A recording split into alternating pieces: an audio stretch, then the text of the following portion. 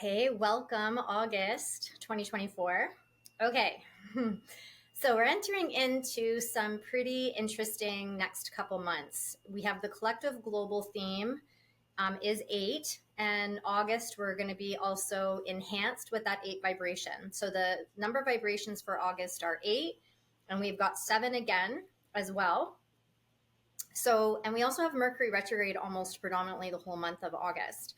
So the 7 actually vibration energy and the Mercury retrograde can go very beautifully together because Mercury goes into the underworld and is excavating and excavating things in our unconscious that we wouldn't normally have access to. And then when Mercury retrograde comes back up, we have new understanding and we have new clarity, especially around Mercury themes, which is definitely around communication. So mindful this month, definitely of communication.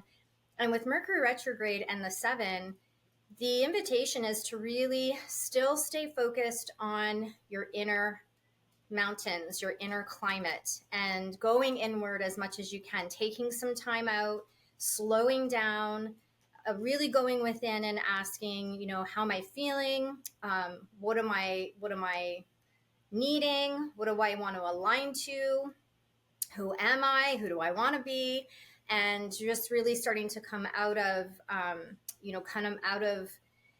any sense of really being pulled, if possible, from things that are no longer serving or things that are pulling you, from the outer. And that's going to start to potentially get a little bit louder, which is why this is being mentioned.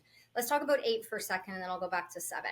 So 8 represents power. It represents empowerment. It represents, and relationships are still a theme. So globally, collectively, with the nodes being activated as they are. So that means that, relationships and our how we relate to everything is under review. And that means my relationship to power, my relationship to authority. 8 represents money, abundance, healing. But really the theme that's playing out is really empowerment. And, where am I not in my power? Where am I being abused in power? Now, the next couple months are interesting because there's going to potentially we're going to start to see some of that potentially play out in the collective a little bit more. As within, so without, we've got the microcosm, macrocosm effect. So if you're not super tuned into what's happening on the world stage, it will still affect us internally. So more mindful again with that 7 energy of presence, establishing boundaries, taking care of oneself while being able to potentially still keep the heart open.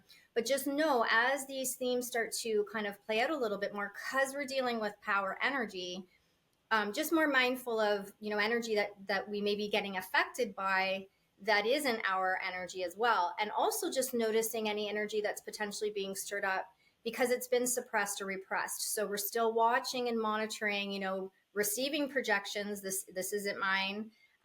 Or also, where am I projecting, right? So again, it's kind of invitation, especially with that 7, coming within and really starting to take ownership and responsibility and sovereignty for everything about us. Like 8 is this strong leader vibration and energy as well.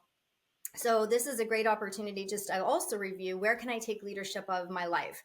Where can I take leadership of my emotions, of my energies going out, energies I'm allowing in? Where can I take leadership of my day-to-day or of my habits and patterns? Still really being gentle with self-care, definitely still, huge theme. And especially with this 8 energy being activated, and it's going to be activated, enhanced, and highlighted for the next 2 months. It'll be enhanced again in September. So 8 also represents consciousness in action. The gift of the 7, and I mentioned, I think this last month, the gift of the 7 is it brings us into awareness and clarity of who we are, who we want to be, what do we want in our alignment. And then the 8 is able to take that and start to bring that into action, whether it's planting the seeds or actually bringing it into form. So we've still got this beautiful month, again, with the Mercury retrograde and the 7 vibration, to really just slow down and go within, really doing some kind of deep dives into our own sense of, what's working for me, what isn't, what do I want to bring in, what do I want to let go, what do I want to just really step into? And what does that mean for me to be a leader of my own life? What does sovereignty mean to me? What does me being in my power from my heart, what does that look like for me? What does that look like for my life? And what does that look like in my relationships? And how can I navigate through my relationships, staying in my sovereignty and still being loving, or still being kind, or being steady and centered in our own presence? So the seven's going to support us that too. It's going to help us. So that's interesting because seven also represents our voice and our expression. And Mercury retrograde, we might be called in some way with that seven energy to kind of speak our truth, but Mercury retrograde might make that a little bit wobbly because, there might be some misunderstanding with it, or again, so it's not always about speaking our truth. The invitation would be just getting clear and just really kind of maybe potentially before we communicate, really just again, being accountable for our own energy and maybe moving that, and then really going into a conversation without any attachment or expectation. If we feel we need to speak our truth with something, can we do it in alignment first with, say, love or kindness or peace, and still be strong, and authentic in what we want to say, and have some of those courageous conversations if we're called to do so. And though first, can we move our own energy first and then just have this conversation cleanly so that we're not having an expectation or an attachment on what that other person or situation will bring us. That's often not the point of the expression. The expression, first of all, when we're asked to speak our truth and use our voice, it means that we may need to use our voice in order to create change.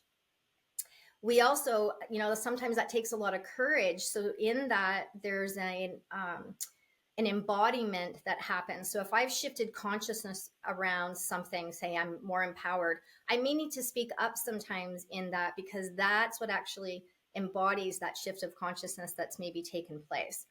So that may show up just in mind that, the communication might just be a little bit not clear like it normally is until we're back into September.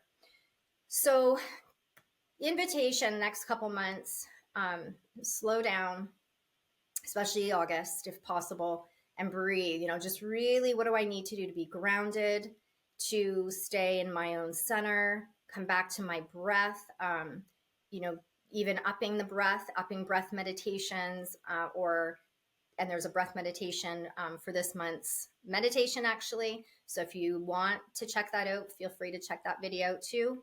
And just really, it's a month to just kind of really start to kind of navigate through, how can I stay in my own lane, be aware that there's, stuff going on.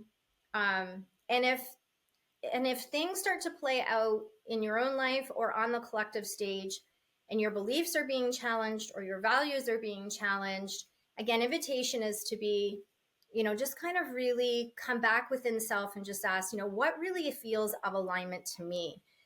Do I need to relook at my values? Do I need to relook at my belief systems? Does this feel okay for me? Does this feel like of alignment for me, of resonance for me? All right, so have a beautiful, powerful, amazing month. We have Lionsgate too on the 8th. So just it's going to be interesting. I'll see you on the other side. Have a beautiful month. Namaste.